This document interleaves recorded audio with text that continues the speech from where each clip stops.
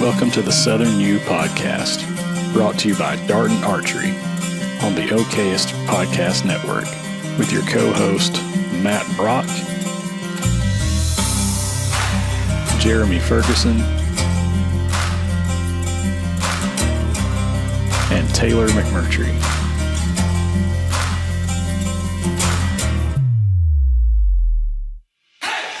If you're looking for all things land-related in the Southeast, you came to the right place. Whether it's real estate, habitat, wildlife, or just being outdoors, this is the place for you.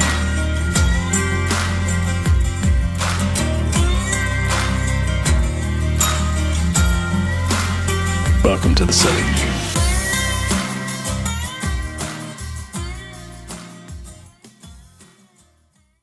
Hey everybody, welcome back to another episode of the Southern U Podcast, where we talk all things land related. We talk hunting and agriculture, and today we always talk about talking timber, and that's actually what we're going to be talking about today. We got a few timber experts live with us. We're going through Riverside today, so we couldn't be all be in the same room, do it in person, but I'm going to briefly let you guys go around. I say go around the room, go around the box, and you guys just kind of give some brief intros, who you are, who you're with, little experience, and those sort of things. If we've had Andrew and we've had Todd on before, but we've got a few people that have not been on the show before, so I guess we'll start up there with Andrew, and we'll work our way around. Hey, I'm Drew Green. I've got my own company here with Green Habitat Consulting. Kind of little history. I came from a biologist and forester background with game and fish, and kind of worked my way into starting my own business, and that's where I'm at now. Awesome, man. Also new to the show, Mr. Matt Reeves. Yeah. Matt, why don't you hit us with a little intro? Yeah. My name is Matthew Reeves. I am in north central Alabama. I work for a company, 4X Timber. We are a dealer here, run multiple logging crews. My background is got my education from Auburn, a degree in forestry and wildlife sciences. I'm a registered forester. And then I worked for a corporate company for 6 years. Buying wood and working with open market suppliers. So I have a very good outlook on the corporate and the mill perspective, as well as now the private sector, being a dealer. So yeah, that's who I am. Glad to be here today. Awesome, man. We certainly appreciate you jumping on, hanging out with us for a little bit. And Mr. Todd Lowry, looks like Todd and Company. We got Todd plus one in his little box right there. So let's get a couple intros. Yes, I got my buddy Clint Mansell. He works with the Westervelt Company. Clint and I have been friends for 30 years. We met at Auburn. I knew he and I were going to be buddies because the first day of summer camp, he pulls up in a Dodge Dakota with a 12-foot aluminum boat and a bunch of fishing reels in the back. And I walked over to him and shook his hand. I said, "You're bunking next to me." Yeah, no doubt. That's a true story right there. But tell them about yourself, Clint. Yeah, so I grew up in South Alabama, and grew up in a logging family, my mom's family. And so my granddad was a timber buyer and a logger, and ended up going to Auburn and graduating forestry, and then went over to South Georgia and worked for a little while. Came back to Alabama, went to work for Westervelt. They're a natural resource, lumber business, kind of a lot of things, sporting lodges, mitigation banks, just a lot of stuff. And spent 28 years so far, those guys. 16 in like procurement, harvesting, sawmill, and then 12 in land management. So been around the block a little bit in the timber industry in the Southeast. So, yeah, I'm glad to be here with Todd. I don't get to hang out with him a lot, so it's been fun. Yeah. So kind of background on me. I'm an Auburn guy as well, and I was in procurement for many years, working for a couple different wood dealers, had our own logging crews. It was fun. Probably 10 years ago, I transitioned out of that and focused more on my real estate side, and did a lot of consulting forestry, and that's kind of what I'm doing now. And we work mostly central Alabama, East Mississippi, kind of anywhere from Tuscaloosa to, I'd say, really Chatham. That's kind of my center range. Cover about 8 or 10 counties, and it's been interesting here lately, boys. I can tell you what. Yeah, Yeah.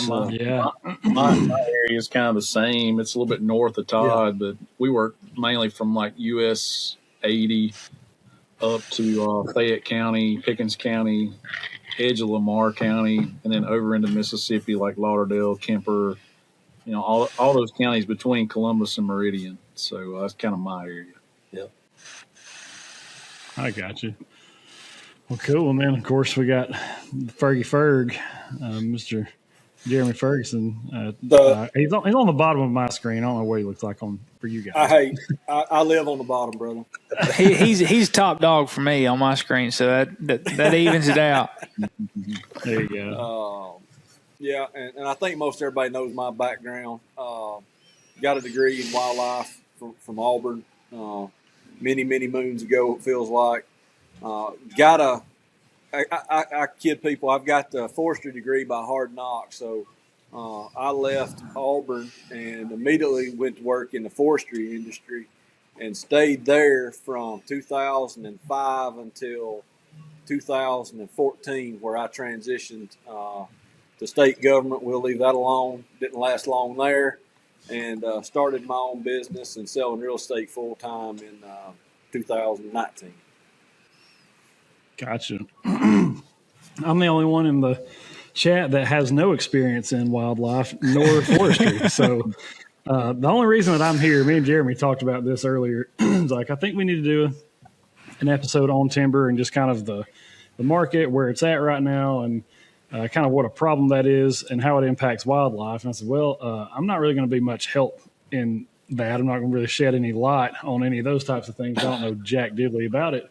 But what I will do is just kind of chime in for the common folk. And when you guys start throwing out terms that I don't understand, I'm going to go, hold up, time out.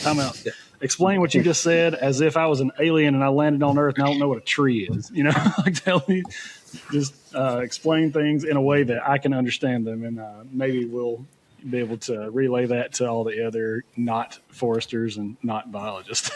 So, but yeah, I think appreciate you guys being here. I know it's time out of your day, and this is after hours and all that, so we appreciate you taking the time. And I guess to be respectful of your time, we can just go ahead and jump straight into the topic at hand. Jeremy, I know I'm going to kind of let you take the lead on this. I'm normally the guy that's throwing questions at people, but I don't even know what questions to ask, so I'm going to let Jeremy kind of handle that. So if you watch much, we try to throw out a property that we highlight. A lot of us are real estate professionals, and Todd mentioned he was, with us at Tut. Todd, highlight a property for us, and we're gonna push that out. Just give us some basic details on something that you've got available right now. Okay, I got a new listing. I haven't posted it yet. It's around 785 acres, contiguous block. It's got about 140 acres of 1-year-old pine, and the rest of it's pretty big mature hardwood and older plantations. Excellent tract, deer, turkey, nice food plots. It's good, but the best thing is it's $2,300 an acre. Wow! It's power. It's got good access, really good neighbors. It's a nice one. Good tract. Okay, what county? That's Choctaw County. The tract is probably 5 miles, kind of northwest of Butler, Alabama. Okay, now tell folks how to get in touch with you. Obviously, they can get you at the Habitat Network and at tutland.com, but give me your email address and phone number. Yeah, best way to catch me is Todd at tutland.com. TODD at tutland.com. Good deal. All right, well, appreciate it, Todd. Well, let's just jump right in. I made a little post the other day posing a question about a tract that we're working on as a recreational development. It's got a lot of pulpwood on it right now, and as Matthew well knows, because he's been getting a lot of my questions recently from up here, we just don't have anywhere to go with pulpwood right now. Markets are changing a lot, so I would like to go around kind of the table again, or the room, and just for your specific location, just kind of give us a really brief summary of where the market is. The basics on what products are moving or hard to move, things like that. Andrew, if you want to start us off, we'll do that. Yeah, here in Central Arkansas, it's pretty bleak right now.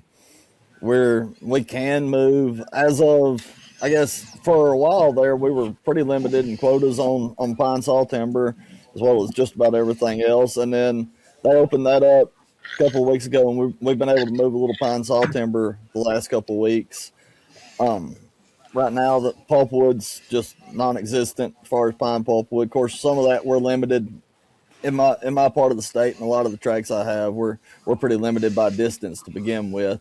Mm-hmm. But the pulpwood market's just almost non-existent as far as pine. And then hardwood right now, the pallet mills are on quotas.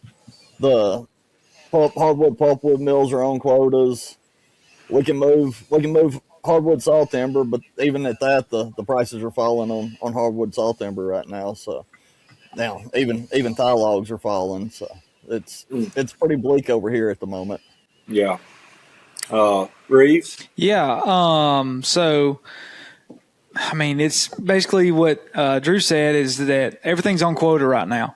Hardwood saw timber is the only thing that we are fully open on, and really the only thing that price has stayed, relatively the same. We actually saw a little bit of a bump, but not too much. So I'm able to move chip and saw. If y'all are familiar, IP Rome.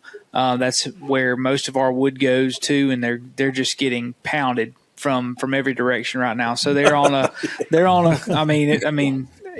And that's the awful thing with the mill closures that we're seeing in the area. With one announced last week, the effect that's going to have. But that mill can only buy so much wood from so far out before they start slashing prices. And so we're hoping that doesn't take place soon, but that's kind of what we're afraid of here in the future. But I mean, and that's why we're here to talk about what do you do as a landowner. But that's kind of the spiel on where I'm at. Like I said, we've worked up to get some chip and saw quota, and we're able to survive off of that. But if you have to have a mixed track right now for us to really survive with the loggers I have, wanting to move 30 to 50 loads a week. You've got to have multiple products to move to make it happen. So that's our status right now. Matthew, I'm gonna jump in here just a second. Without mentioning exactly where I'm talking about, heard a rumor last week here locally that we may be having another closure. Have you heard that, or is that just local folks' rumor mill? I think it's local folks. Is it? I'm trying to think of which one it could be. It's operable. Yeah. Okay. Yeah. I don't know. It's in between. 2 weeks ago, I'd have said yeah. But today I'm like, nah, there's still hope. Good deal. I figured it was just rumor mill really ramping up, but hey, you never know.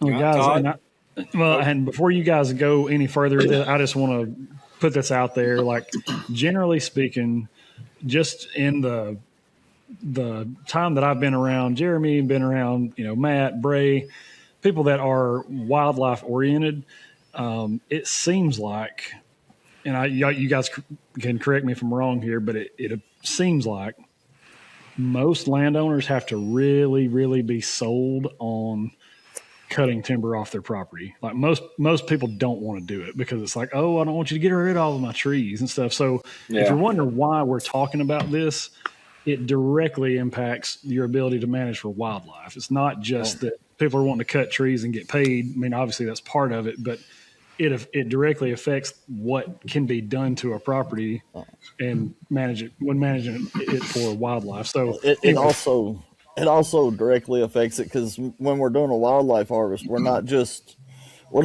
going in and doing a diameter cut or doing something like that. Mm-hmm. We're trying to shift a species composition. So a lot of times we may not be harvesting those high quality logs that typically get cut first on the quotas and that kind of stuff. A lot a lot of what we're cutting a lot of times is pallet wood. You know, we're trying to save that 30-inch white oak sitting out there. That's, you know, that's the money tree, but that's the one we're trying to save, and that's the one we're trying to propagate. So, you know, we got to cut some to make more, but you know that creates a whole nother issue when we're not cutting the primo species to be able to move it. Yeah, that's right. Sure. Yeah, you guys keep doing your thing. I've got to run downstairs. I got to text my wife, but you guys keep doing your thing. I'll be right back. Yeah.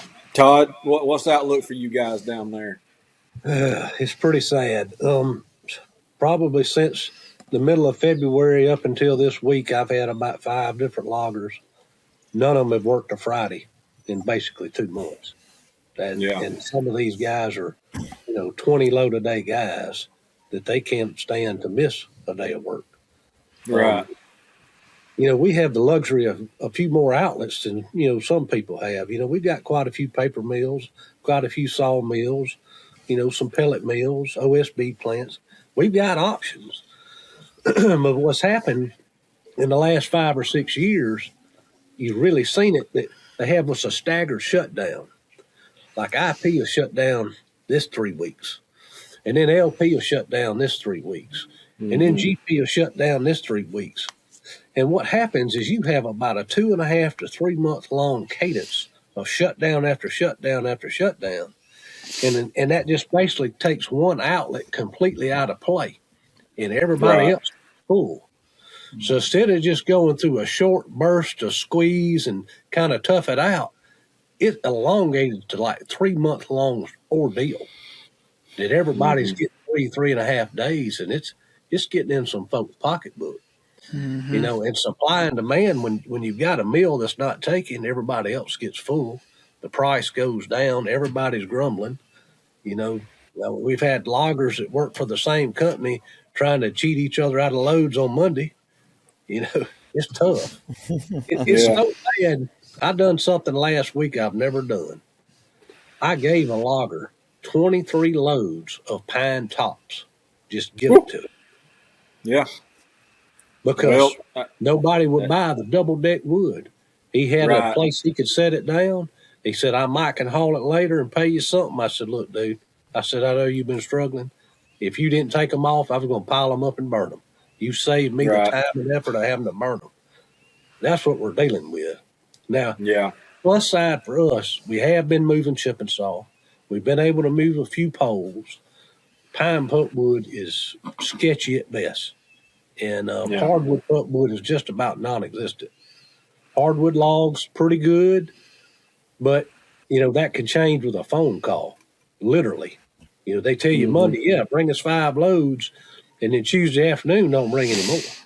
Yep. So everything's operated off a light switch now. It's different. And it's hard to plan. And honestly, I don't know how these loggers are going to make it. Talking to your point, I had a crew that they literally moved in. Luckily, this site, kind of like he was talking about mixed wood track, but they literally moved into this side of the property, punched a set in, got a phone call and said, nope, we're not hauling hardwood this week. Yeah.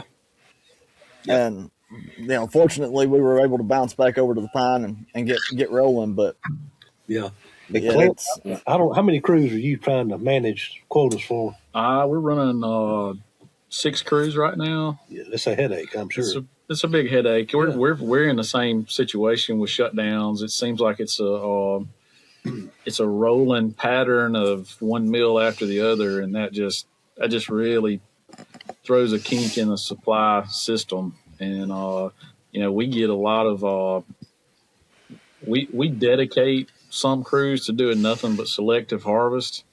And when you're doing first thinnings and second thinnings only, and you go into this 3-4 month pattern like Todd's talking about, those crews can't move those products. So then you want to move those crews to more of a final harvest or an older timber, and then that clogs the supply up on those mills. And it just, it's like this huge domino effect that just, I think it would be better for everybody if they could figure out how to take shutdowns at different times. Yeah. But I think it's a shortage of the men that can actually do the work. I think that's it. There's only a few of those contractors that can really do that pulp mill shutdown work, and so you got to take them when you can get them, I think. But sounds like a business opportunity for somebody.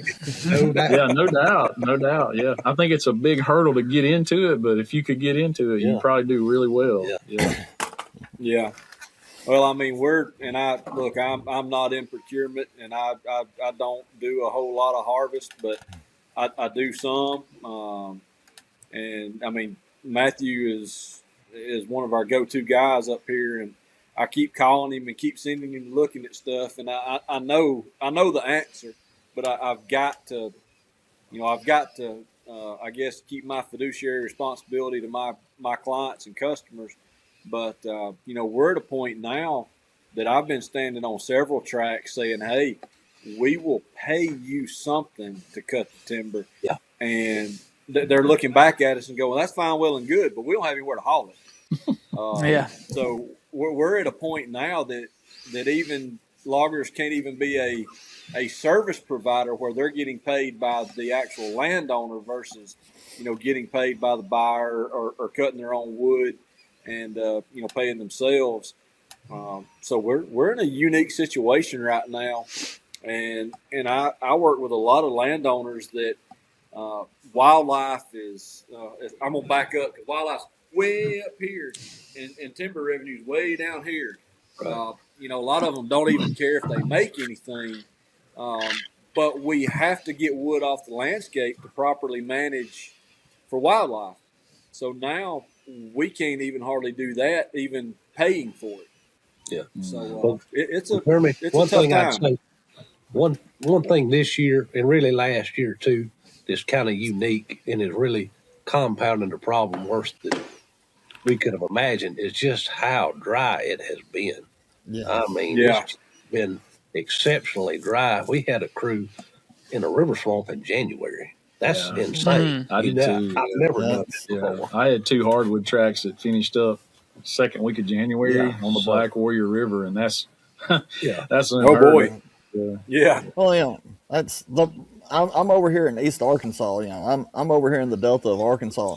Yeah. Cutting timber in March and April is just like this is supposed to be. When I'm sitting back and working on management plans and doing a little timber inventory, Right. but we're kicking up dust and powder like it's like August powder Yeah. on logging roads right now, and Strange. and we didn't have the weather to shut everybody down, so the mills never burn up any inventory. Yeah. Right. All right, little more of a layperson question here, and then one of you can take the bull by the horn, or you can all throw in your 2 cents because everybody wants to get political about things. How do tariffs play a role in where we stand now in the market, or do they? I think they do. I think they probably affect pay for sure. Say that again, Todd. I know it's affected the pellet market some. Okay. The exports for hardwood, for sure. Yeah, red oak especially. Yeah. I think red oak has really suffered from Chinese tariffs. Matthew. A lot of our red oak goes to Asia, China, those countries. So. Okay. And Jeremy, like you said, not to get political, but it kind of is what it is when it affects the business. But we've got a mill here that's trying to be built, but their cost almost doubled to build the mill due to the tariffs. So there's things like that, that we're waiting on a mill to come up that would hopefully help, our wood basket. Yet while we're waiting on them to go up, another mill shuts down that takes competition away from them in the future to where we're pretty much back in the same boat. Right. Yeah. Yeah. Well, we've talked about markets, and we don't want to depress everybody. Yeah. But let's dive into to management for the future. One thing that I see, and it irks me to my core, and I got to kind of be careful because we do a lot of contract work for landowners that enroll in federal programs like EQIP, CSP, and things like that. But what's killing us is we're going through big time periods like we are now where we're struggling, yet the feds are still subsidizing and paying landowners to plant timber. And a lot of times it's on tracks that aren't operational. They're too small, so to speak, for us to operate in now, where you guys can definitely give more input here. But I have loggers now that even if it's a clear cut, if it's not something really, really stout, if it's less than 60 acres, they don't even want to hear from me anymore. Mm-hmm. I mean, are y'all running into the same thing? Yeah, pea patching days are over. You know, you could have a 5 acres of this and 10 acres of that, and yeah, I think a 40 acre minimum. Yeah, and that's if it's on the side of the road. If you got a track back in the sticks and it's hard to get to, you better make a pretty good sizable block to entice somebody to come there. And that's something that's really happened, I'd say, in the last 10 years. Yeah, I would say I've lost some of my small crews just because of the cost of operating. The equipment costs, insurance.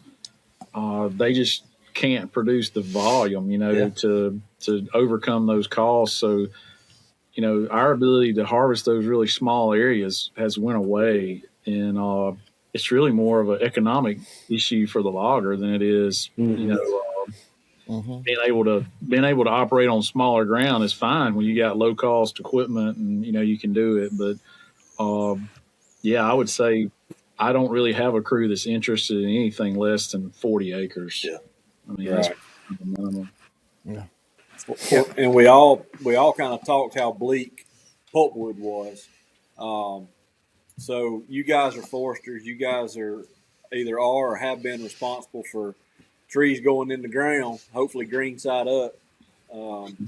But if you were working with a landowner now from a consulting standpoint, in the situation that we're in, and it doesn't look like it's going to get a whole lot better, at least in the near future.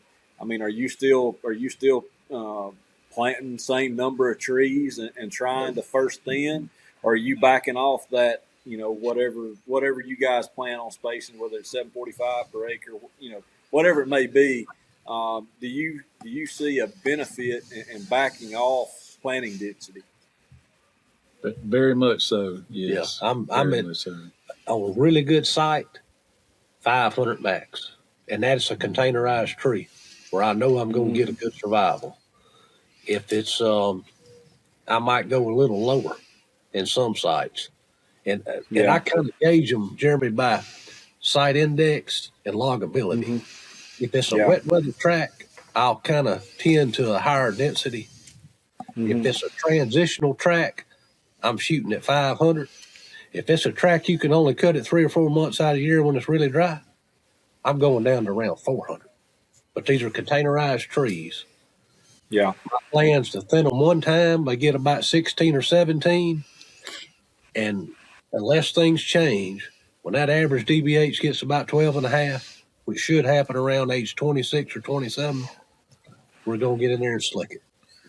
Yeah. And when we first thin it, we're going to take it down to about 150 trees an acre. We lose a few trees, we'll be okay.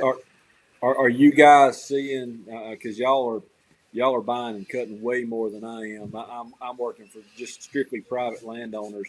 From the industrial side or large private landowners, are you seeing any attempt to forego even thinning, just growing 17, 18 years and clear cutting? Wet weather sites. Wet weather. It's a track you can cut when it's wet, and it's got good access. Yeah. Yeah. Same for you up here in the rocky ground, Matthew. Yeah. I mean, we're seeing also, like with some of our large landowners, they're doing what Todd just said. Thin them once and then clear cut them. Their second thinnings are really a thing of the past up here right now. It's not. There's not enough time. Going back to the acreage stuff, I've got a track I'm working on now. It's 20 acres, but they want to second thin it. I have nobody I can put on that. And that's just that's not his fault to the landowner. At one point that was doable. There were people that could do that.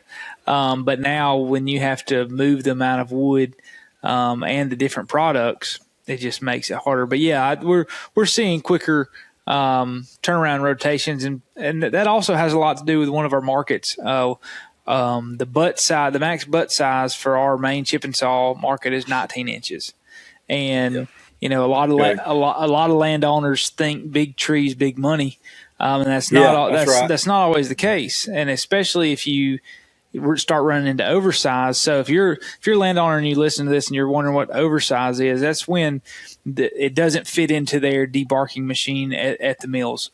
So let's say, it's a 19-inch tree that's the maximum. You cut a tree, process it, it's 24 inches at the butt. Logger's going to butt jump that until he gets to 19 inches. So you may be left with a 6-foot stick of wood that's not usable for anything. And so if you time your harvest right, you can prevent that. So just be on the lookout as a landowner, talk to a forester in your area so that you know your markets, because we're currently dealing with a large landowner that didn't know that. And they currently have a lot of oversized stuff with nowhere to go with it. So there's going to be a lot of, sticks left that can't be utilized for anything. Yeah, and you guys got the deeper education than I do on this. What I'm trying to figure out the right way to ask this question.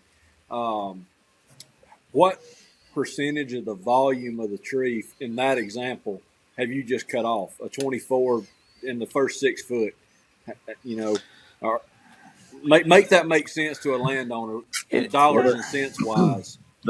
I think I'm right. The old way of looking at it when we were taught was half the volume is in the first 16-foot log of the tree. So that's the heaviest part of the tree, the densest part. Yeah. So if you're cutting 6 foot out of that, you're losing a significant amount of maybe 25-30%. I mean, the whole tree. Even if you're cutting 2 foot off of it, and you do that on a bunch of trees, it will add up for sure. Yeah. But, kind of like what Matthew was talking about, though, the price difference now to go from a chipping saw to a small saw timber, the variance isn't that much. No. I mean, why would you want to grow a tree 10 more years or get it 8 inches more in diameter to pick up $3 a ton? The time value of money that it takes to do that, it just doesn't make sense. And you could be halfway through another stand by the time you hit that. Now, I will say the exception to that is if you've got a track with a lot of poles in it. And occasionally you'll get a track that's a lot of straight pole and piling trees. And those trees, the market's 13.5 inches at 6 foot. So if you've got a bunch of trees that are 12 inches DBH at 4.5 foot off the ground, and you want to get them to 13.5, you might want to kick that harvest down the road a little ways, because now that tree is, instead of it being $20 a ton, now it's worth $40 a ton. Yeah, it's worth the wait. Drew, what are you guys doing over there? Y'all clear cutting and planting rice? That's what we ought to be doing. But luckily, most of my stuff over here, I've got a few clients over in the west part of the state where we get into the hills and get into true pine country, but for the most part, we deal with hardwood over here, and I've got the odd and end CRP track that's got pine on it. But for the most part, loblolly is not even native to my part of the state. Yeah. So there's a lot of pine here, but there's not a lot of pine here too, compared to the south half of the state and the west half of the state, where you get into the big timber company portions. Yeah. And I'm kind of like you, Jeremy. I predominantly deal with private landowners. I do a lot of inventory and stuff for some of the private companies, but I primarily deal with private landowners and trying to develop the forestry into their wildlife plans. Gotcha. One thing I would say, there was a question, or I guess a statement toward private landowners about density, or how many trees do we plant per acre.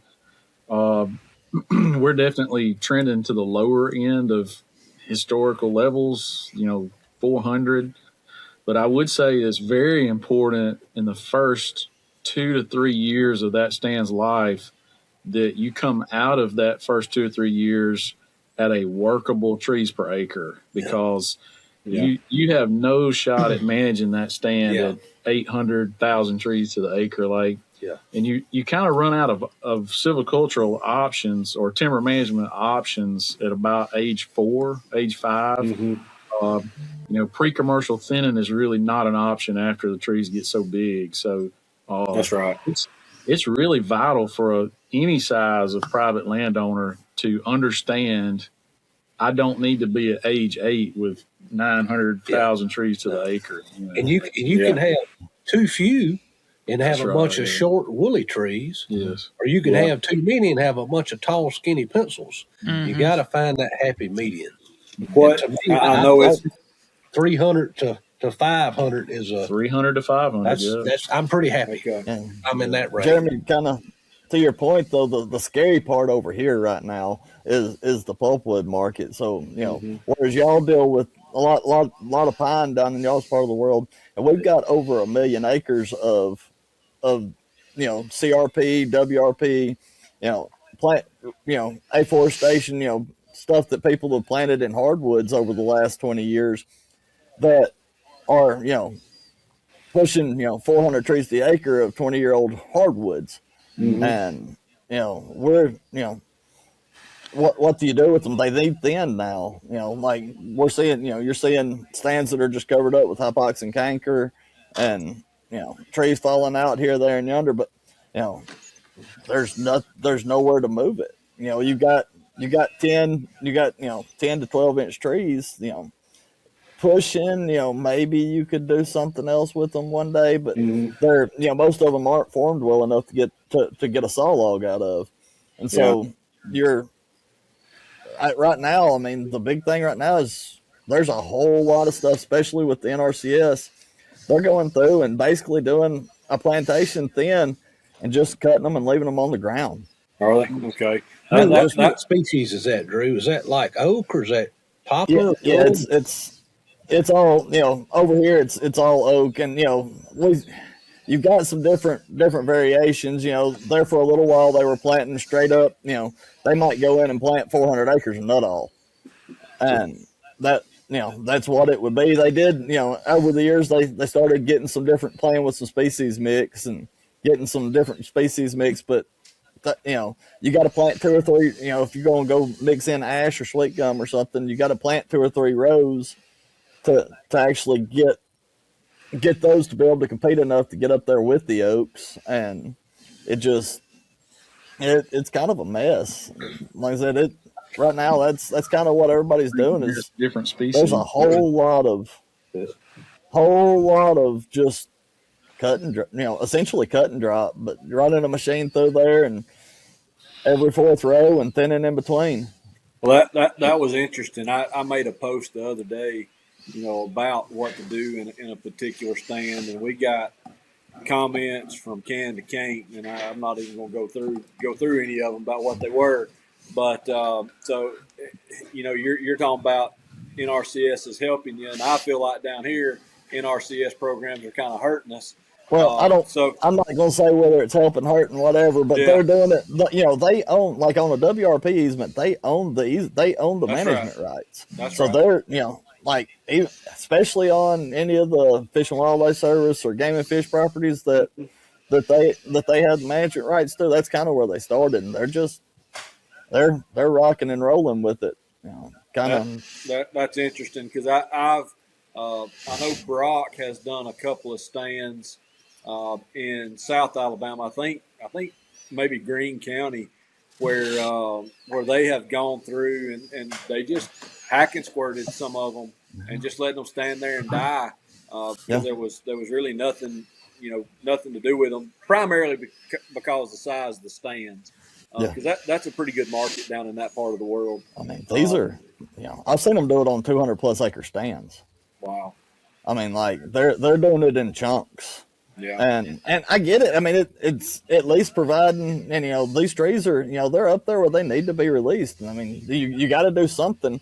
It just hurts to spend $300 an acre to do something that once upon a time we could have got paid for. Yes, and I guess that's one of the real reasons for this particular episode is landowners have to really muddle their way through and figure out what's best for their particular location. But that's one reason that we highly encourage employing a forester and other professionals to help you make these decisions. Because we encountered a particular customer that pretty widespread acreage. They went in and did a cut and drop in a pine plantation, and then he called and wanted it burned. Well, you guys can imagine what the fuel loading looks like under that stand. There's no way to burn it, for years, or we're just absolutely going to smoke every tree in there. So get somebody that understands what's happening, to help you through that process. It's scary right now because I don't know. I wish I had a crystal ball and knew what to do. I don't know what to do with it. I mean, you kind of, stuck between a rock and a hard place because you can either sit there and watch them die and let them thin themselves, or you can go in there and pay somebody and, at least get you some sunlight back on the ground. But, sometimes, it's just a lot of times those stands aren't, they're probably not the greatest, probably not ever going to be the greatest, have greatest form trees in the world, but it's a starting place. At least you got a seed source, and it's not a cotton field on not a cotton field on a sand blow now. Mm-hmm. Well, Matthew, you and Todd, y'all both kind of for y'all's area. If you had a fully stocked pine plantation that was still pulpwood products, what would your guys' recommendation be? Now for your particular area, because y'all are vastly different. Yes, and that it also depends on the location of the tract, and that's one of the things you and I have been talking about with these tracts. One, our main paper mill that we have, they had a turbo go out in their facility, so that has limited what they can consume. And so with that, everybody's on quota.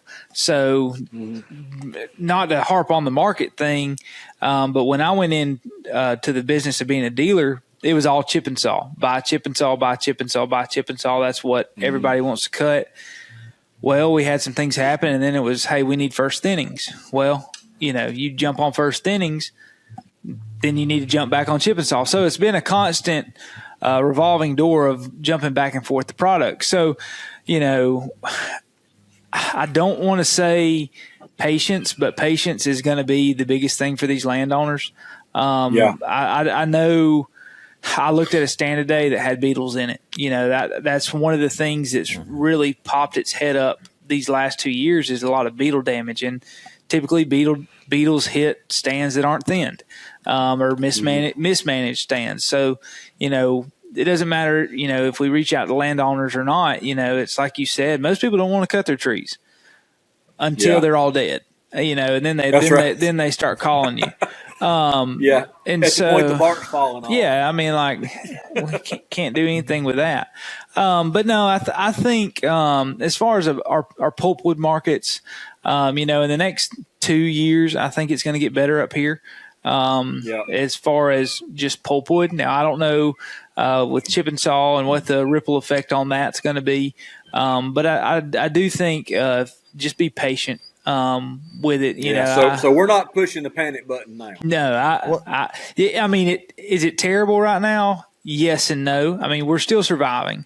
And I came from a corporate standpoint where I didn't have to move wood to make money, and now moving wood is what makes money and what I'm doing. So it's changed my mindset on things.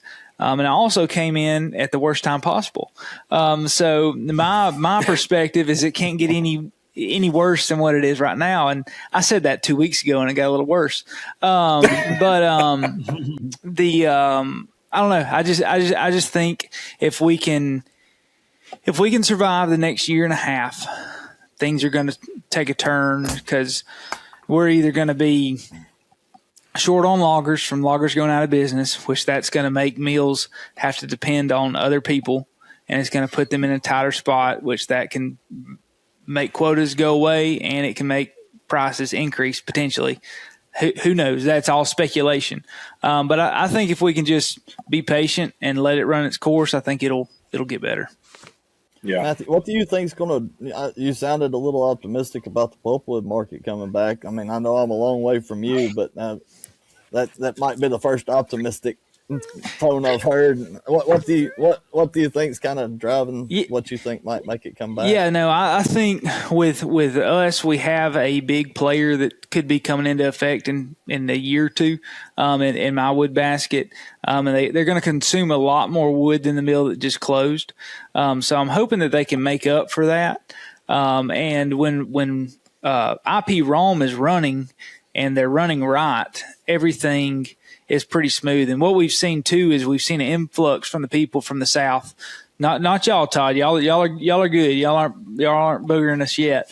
But some people have started coming back up to the South because their markets are bad in that area. So that we're getting volume from places we typically wouldn't get volume from. So I'm thinking just over time, everything's just going to kind of play its way out.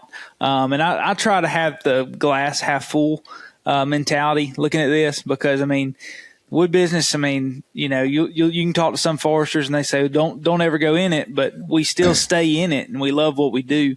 And that's just part of our job. So that's my take on what I think the future holds as far as the markets. Just got a good feeling about it, Yeah, I mean, I'll take it.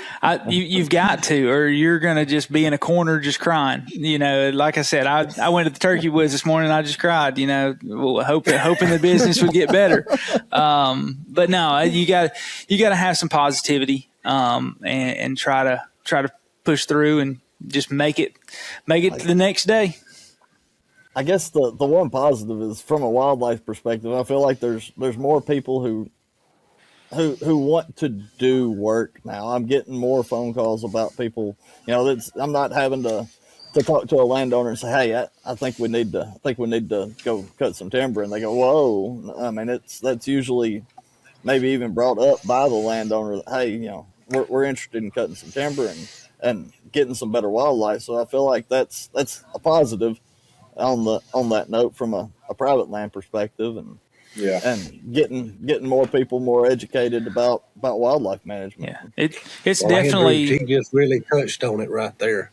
Mm-hmm. My take on this is, let's just say a tract of land sold 10 years ago for $2,000 an acre, and it was a $1,200 an acre in timber and $800 an acre in dirt. Well, a $2,000 an acre tract of land sells today, it's probably $1,400 an acre in dirt and $600 an acre in timber. Mm-hmm. The people are paying for that dirt. And y'all know as well as anybody, that recreational buyer. So just like Drew said, there's more emphasis on that wildlife now than there's ever been in land buyer. And people are buying today, that timber growth may not be their highest priority as it was just a few short years ago. That's right. And unfortunately, we're still seeing agents price it where they want the top of both. Yeah, that's right. Exactly. Sorry to interrupt. Go ahead. No, it's okay. Like for me, my job is to manage a big portion of the land for a large private landowner, basically, and part of that return on that investment is recreation.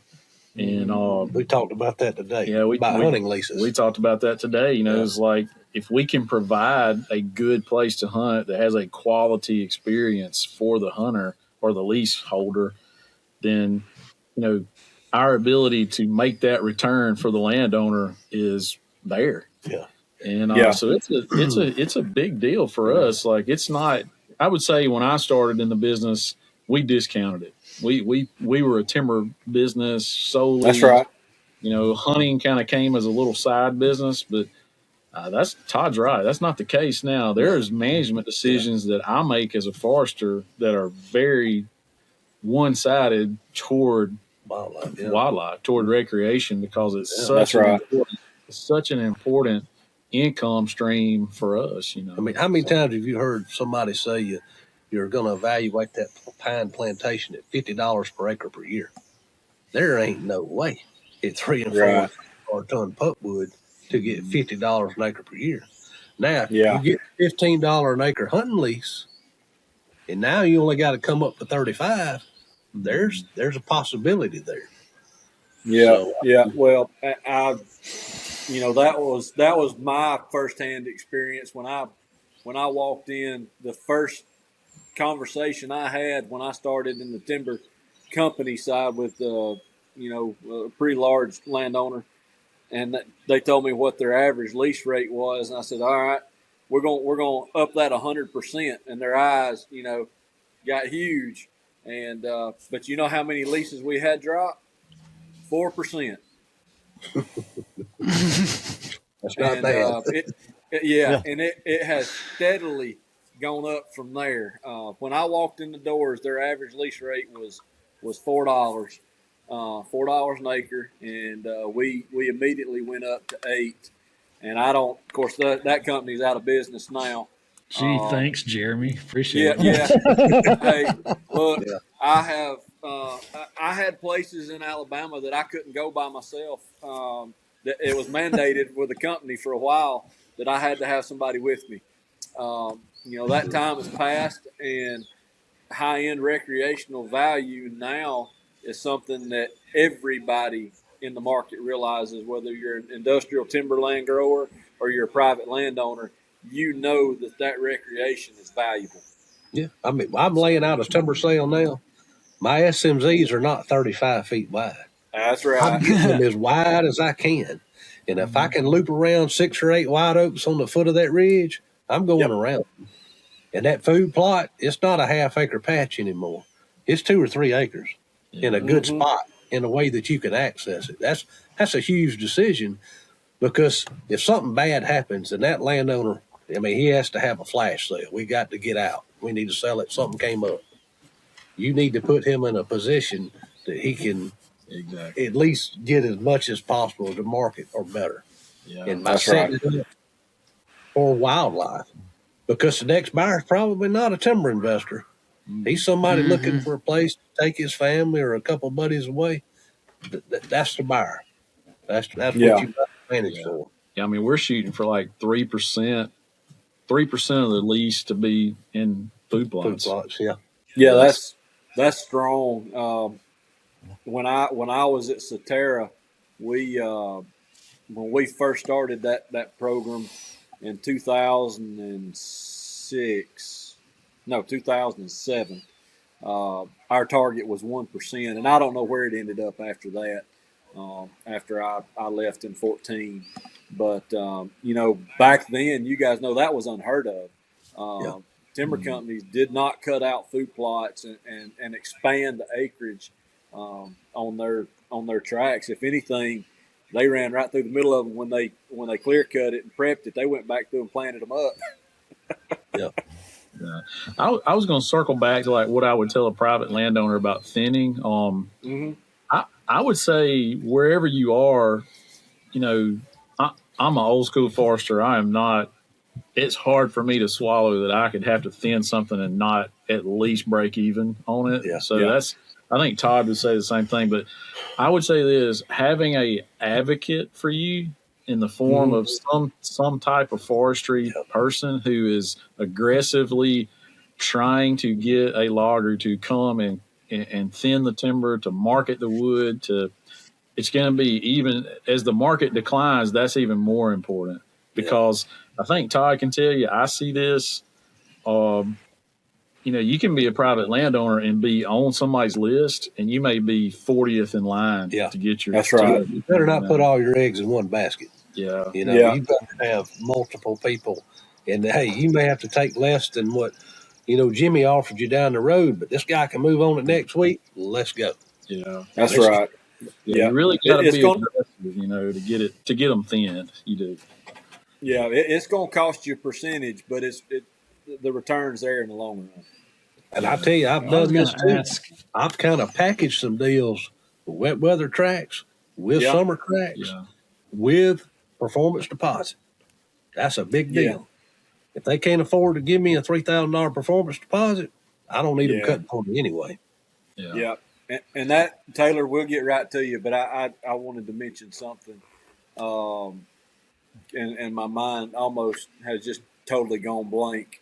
Taylor, ask what you were going to ask. Okay. Uh, All right. So when earlier when you guys were talking about oversized trees and trying to make sure that you don't miss your window, like how if you're a landowner, how far in advance do you need to be in contact with someone about cutting timber off your property? Like, is that something you need to go, hey, I want to do this, this time next year. I want to give you an entire year's notice to get this going. Or like Todd said, hey, this guy can move on this next week. It might cost a little more, but he's willing to do it, and he's willing to do it quickly. Like, how far in advance do you need to, as a landowner, do you need to kind of schedule this stuff out?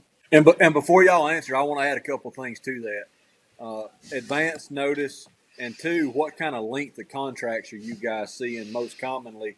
And then third, are you guys seeing any lump sum sales anymore?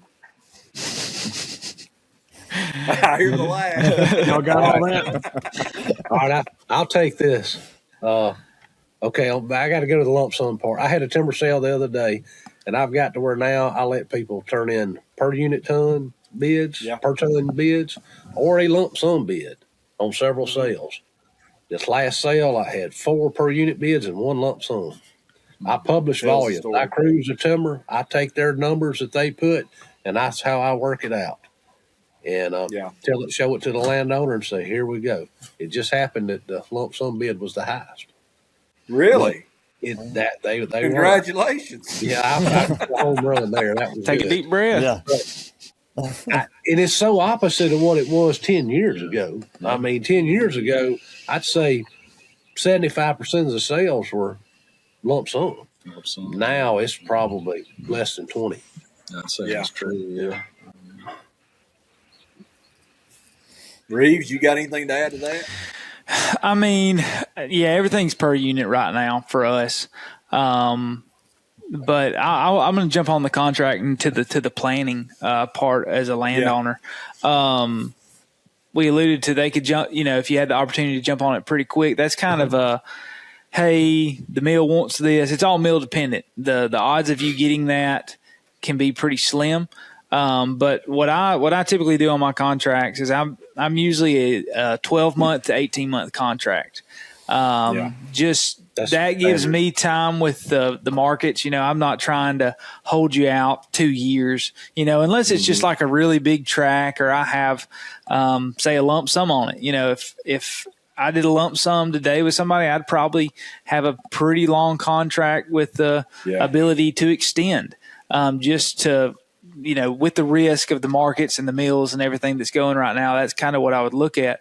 But as a landowner, if you called me today, and I was talking to you, I've got openings this summer that, we could fit something in.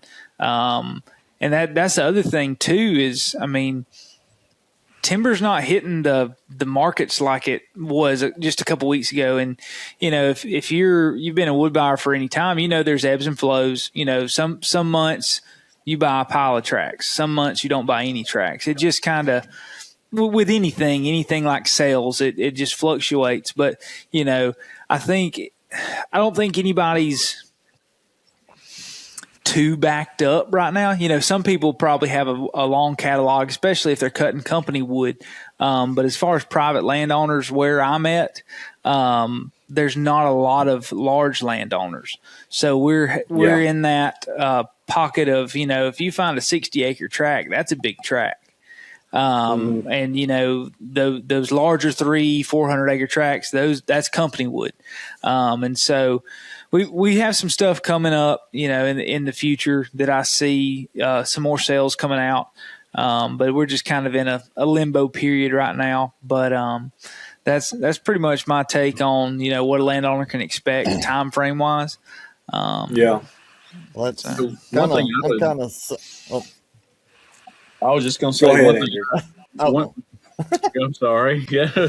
One thing I was gonna say, we put out a big sale in East Mississippi, and we were not real familiar with that market area. And you can put out a sale that's too small, but you can also put out a sale that's too large on a per unit basis. And we did that. We put out a sale, very good sale, a very good tract of timber, but it was too large. And the guy that bought the timber, good guy, good buyer, quality person, he just ran out of market. He ran out of time, ran out of price. And now, we got a somewhat finished tract of timber that's going to be hard to go back and finish, Yeah. How big was that? It's like tell us. Maybe 300 and a little bit over 300 acres. Yeah. Okay. I tell you, we're in a unique position right now too, because there are a lot of timber buyers. Matthew, you might be one of them. You've traded on tracts, maybe even last year, and that you've already give that landowner these prices. And diesel fuel is $5 a gallon. Logging rate, the delivered price at the mill is you can't come out. You can't cut that tract. If you did, you would lose $3 a ton. That's right. So now's the opportunity, and that's how I'm trying to look at some of this, because I've got a few places that are pretty crappy, hard to get to spots, and people are calling me going, "Hey, what you got?" Because what they've got tied up already, they can't afford to cut. They cannot break even. Yep. So they're looking to buy something. Hey, we're going to take a little hit, take a cheaper price, but we're going to get it done. Todd, I could talk on that for a while with what you're saying. I had a landowner I looked at last summer. He had a lot of smaller stuff that was not very – nobody was attracted to it at all. It was a 30-acre block and had a couple other blocks, but – he held one big track of chipping saw over their head. You got to cut all these small ones before you can cut the big one, kind of deal. And at the time I walked away from it because it wasn't a good track. It just wasn't worth the headache. Well, 2 months ago, that track was perfect for what we were looking for, and so we were able to go in there and cut something that typically would not be cut. And the funny thing is, what I thought was the worst track, it ended up cutting like 70 tons to the acre.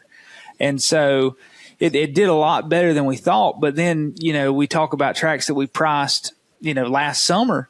I bought a track in June, gave prices. We had mill closures. Landowners wondering why we haven't cut the track. I said, well, I can't deliver the wood anywhere. Well, had an opportunity this last 3 weeks to renegotiate price. They were up for renegotiating. And so that's another thing, being able to work with landowners. We're not here just to cut your wood and leave. Even though I'm a dealer and that's what dealers are known for, I'm also a registered forester and try to help you with that process. But if they wanted their wood cut with where they were, they would have to take a little bit less for us just to break even. We're not getting rich off the track. We're just trying to get it cut and let them hit their next management goal. So it's just a lot of variables when it comes to that, but you've got to be able to talk with your landowners and be able to see what their goal is. And that's what I always ask a landowner when we're talking about timber or any kind of improvement. What is your goal for the property? Is it timber management? Is it wildlife management? And then let's go from there. So communication is huge when conducting timber harvesting or any kind of management. So that's just one of the many examples we could all probably talk about. Yeah, that's something I factor into my contract stuff is, do you want top dollar or do you want this moved now? Because that's, if we want top dollar, we're going to have to put a 2 year contract window on that, because they're going to cut it when they can. They're if you're just wanting to get this moved, we can throw a 1 year window, or even maybe if it's a bigger track, throw a 2 year window on it and say you got to be here within 90 days. we can do some stuff like that. But that's kind of tailoring, getting a forester that's familiar with your area and knows how to be able to achieve your goals, because there's multiple ways to skin that cat, and it's gonna come out in different ways for the landowner.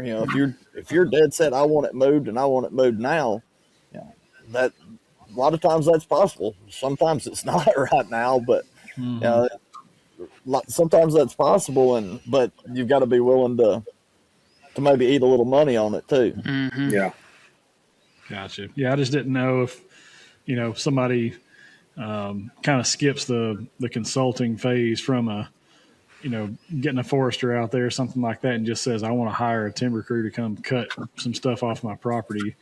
Is that even feasible? Like, can you even get somebody to come out there in, in 30 days or is this something that's like, hey man, like, this is kind of a funny example, but we were going to go to NWTF, like to the convention in Nashville. And so I hit up our buddy it's on the same network that we are with our podcast. Paul Campbell works for NWTF, and we're like, hey Paul, what does booth space cost to go to NWTF? And he's like, well, there's a 3-year waiting list to get in. Like, what? I couldn't believe, I thought he was joking. And I was like, I couldn't believe that when he said it. And so I think, it sounds like from what I'm hearing from you guys that if you want timber cut off your property, it's kind of the same way. Hey, you don't just call somebody and they come out next week and cut trees off your place. Like it may take some time, especially like Drew was saying, if you want top dollar, you want to wait for the right guys. Well, make no mistake, Taylor, you can, but you better grease up good before you take it. Yeah. More planning's required for something you got to cut in the summer than the winter. I'll say that. But yeah. Right. Don't expect anything to happen fast these days. No. Well, and then you'll have a landowner get upset with you, and they'll go, well, I'm going to find somebody else that'll do it. Go ahead. Be my guest. I had a gentleman. When you get them, when you get that person, why don't you give them my number, because I need some. Look, what we're running into here is loggers are in short supply. Yeah. And good loggers are in even shorter supply. Guys that I truly trust, that I don't feel like I got to be out there sure enough babysitting, and they're in short supply. And to be frank, they know it.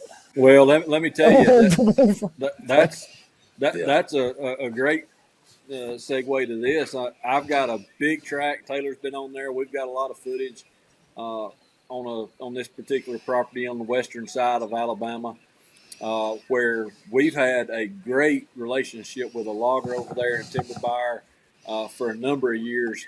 Going back to where he was, with a previous company even. But he called looking for some wood to try to keep them from going out of business.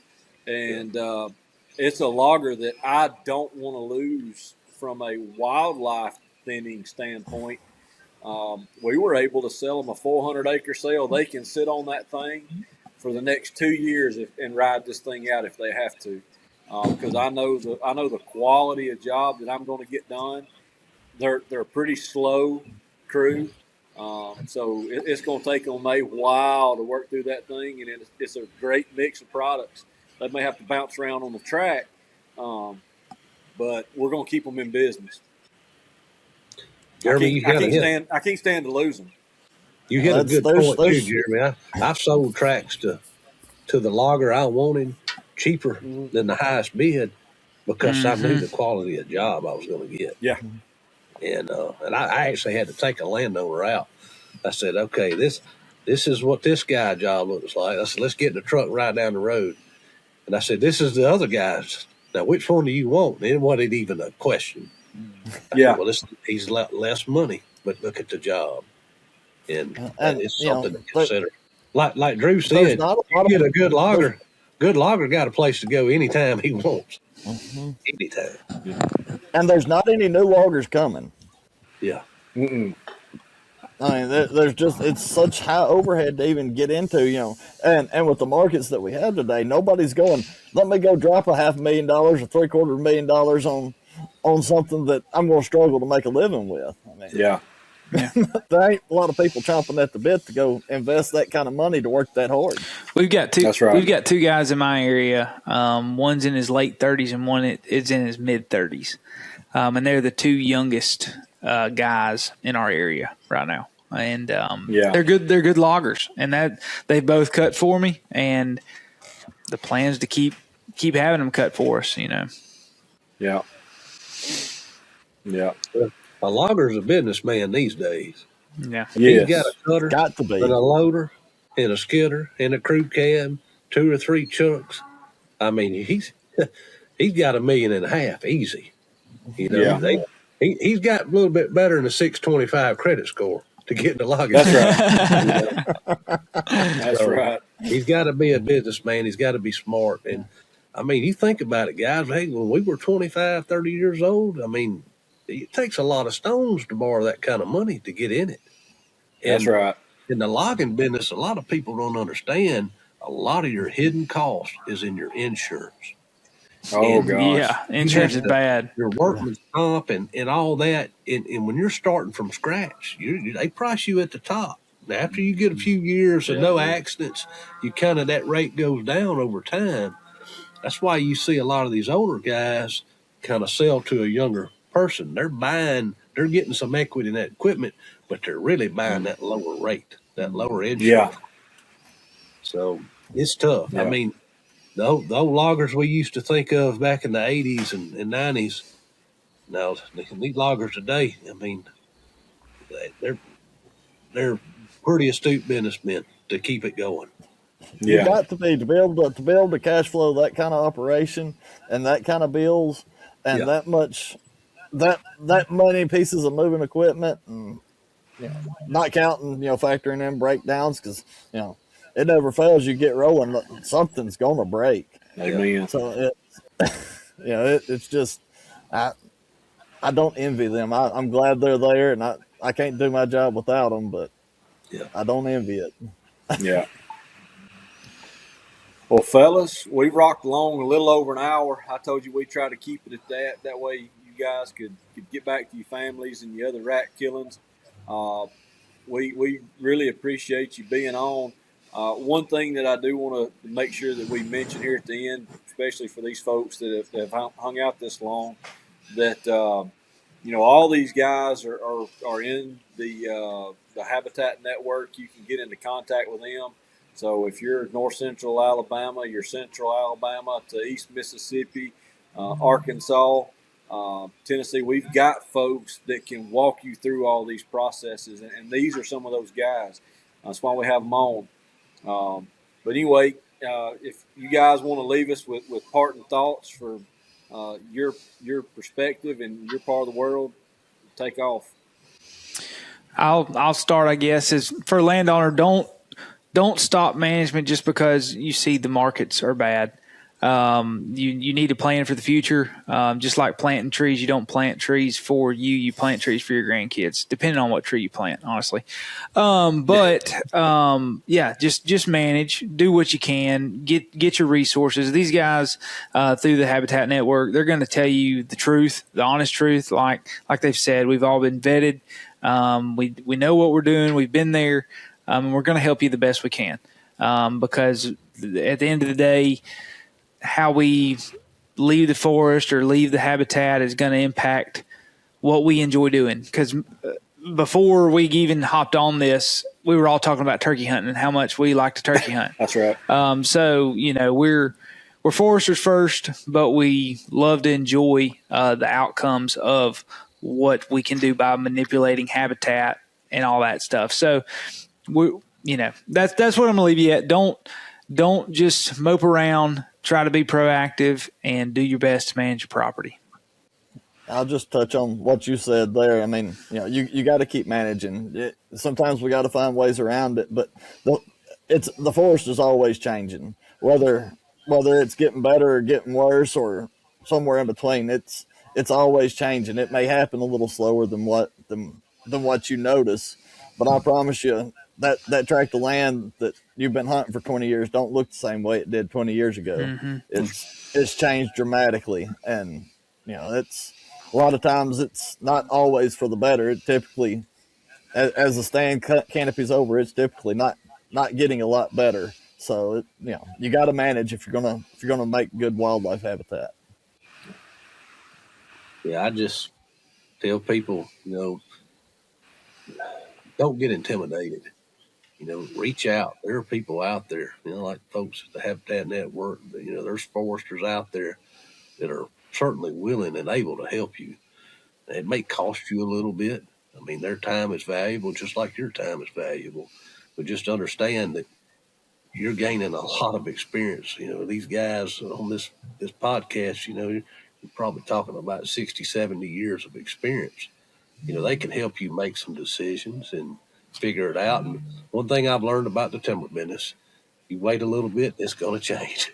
So about the time we've got it all figured out, something else will come along, I'm sure. But we'll help you the best we can. We've seen it, been around, and, we're not always right, but we'll do the best we can to help you. Yeah, I would say, in a difficult market, that's really when a good forestry professional can help you the most. And I would, as a private landowner, I would definitely seek help, advocate for your own property with a professional. And I had an old boss at the sawmill. He was a 40-something-year-old guy. 40-something years of experience in the wood business. And he always used to say, what's your enemy this week will be your ally next week. And I think there's a lot of wisdom in that. Yeah. So, I would definitely,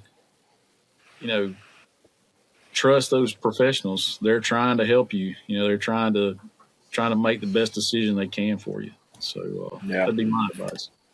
And really, from a wildlife perspective, closing out here, I've been doing this for over 20 years now, so definitely not what I would consider a super seasoned professional, but I've been in it for quite a while.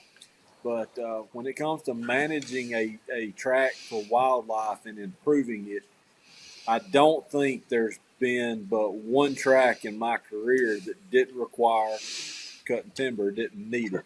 And that one tract absolutely needed it. He just wasn't willing to come hell or high water, and he's no longer a customer of mine because I couldn't help him anymore. So if you are that deep into managing wildlife, just prepare yourself. You're going to have to cut timber. So get a professional to do it.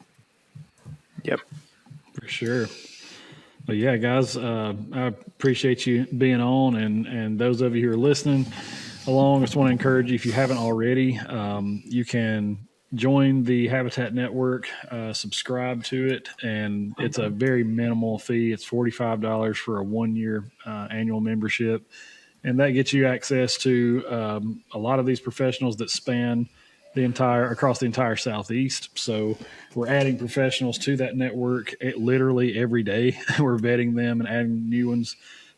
So odds are, if you log on and you see that there maybe isn't a professional that you're looking for in your area, just give it some time. We're going through and adding people all the time. So probably won't be very long before we have the whole Southeast covered. And I don't know if we've mentioned this on this show or not, but we have wildlife biologists, registered foresters, certified burn managers, and certified drone pilots that make up the network at this point in time. So we got plans to expand that into maybe even some fisheries and pond management, that sort of thing. So and maybe even some other stuff too. So just we've got these professionals that are writing articles and sharing info.